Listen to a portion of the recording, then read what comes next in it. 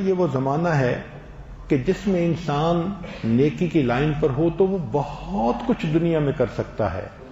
آپ ذرا واقعات پہ غور کریں، جو کچھ دنیا میں ہوا اس کے پیچھے آپ کو جوان نظر آئیں گے. ابراہیم علیہ السلام نے جب بتوں کو توڑا تھا، قرآن کہتا ہے کہ وہ اس وقت جوان تھے. انا سمعنا فتى یذکرہم یقال لہ ابراہیم.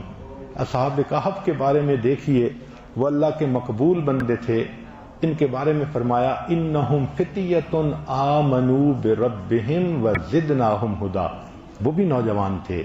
پھر رسول اللہ صلی اللہ علیہ وسلم کی زندگی پر نظر ڈالیے.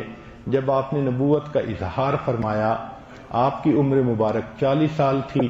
ابو بکر صدیق لانوں کی عمر 38 سال تھی. عمر لانوں کی عمر اور کچھ کم تھی. علی رضی اللہ عنہ تو ویسے ہی اس وقت جو ہے وہ بہت ینگ تھے.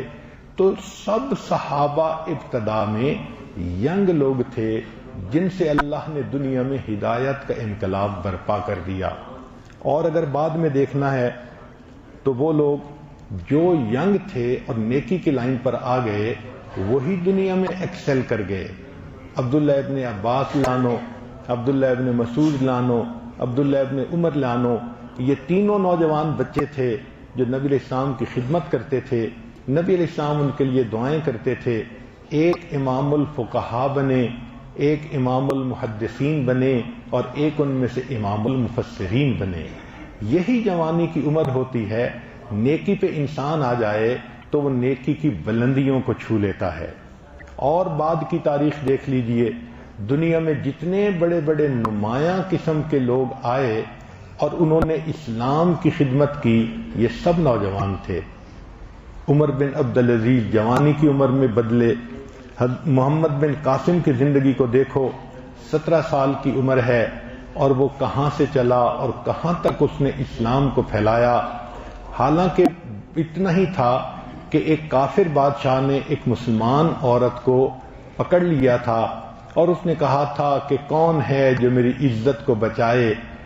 محمد بن قاسم 17 سال کا ہے. اس کو کہا گیا، حجاج نے کہا کہ تم جاؤ اور اس عورت کو آزاد کرواؤ. محمد بن قاسم نے اپنی فوج خود تیار کی اور چلا. کہتے ہیں کہ اس کے اوپر اتنا غلبہ تھا اس بات کا کہ بیٹھے بیٹھے چونک پڑتا تھا اور کہتا تھا اے میری بہن میں حاضر ہوں، اے میری بہن میں حاضر ہوں.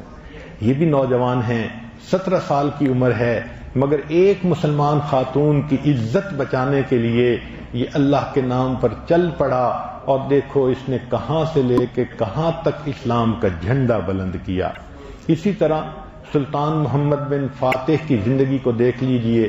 نبی الاسلام نے فرمایا تھا جو قسطنطنیہ کو فتح کرے گا، نعم الامیر، کتنا اچھا وہ امیر ہوگا، اور نعم الجیش، کتنا اچھا وہ لشکر ہوگا.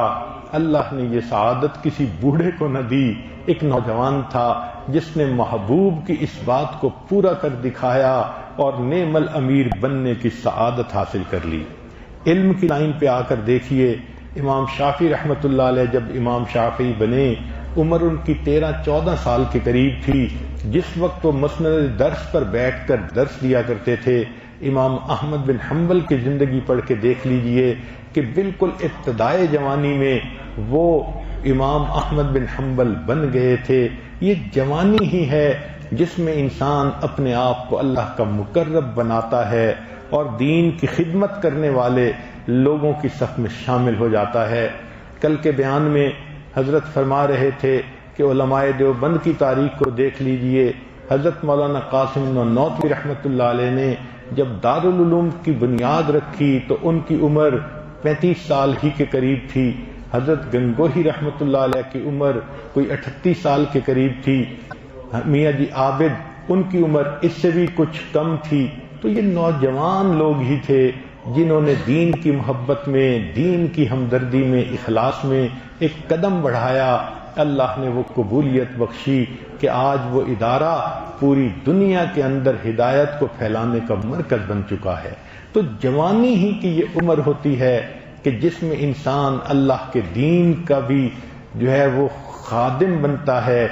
اور اس عمر میں اللہ کی محبت اگر اس کے دل میں آ جائے تو پھر وہ اپنا جان مال سب دین پر لگانے کے لیے تیار ہو جاتا ہے۔ ویڈیو کے نیچے سبسکرائب کے بٹن پہ کلک کریں، بیل کے آئیکن پہ کلک کیجئے تاکہ ہر نئی ویڈیو کی نوٹیفیکیشن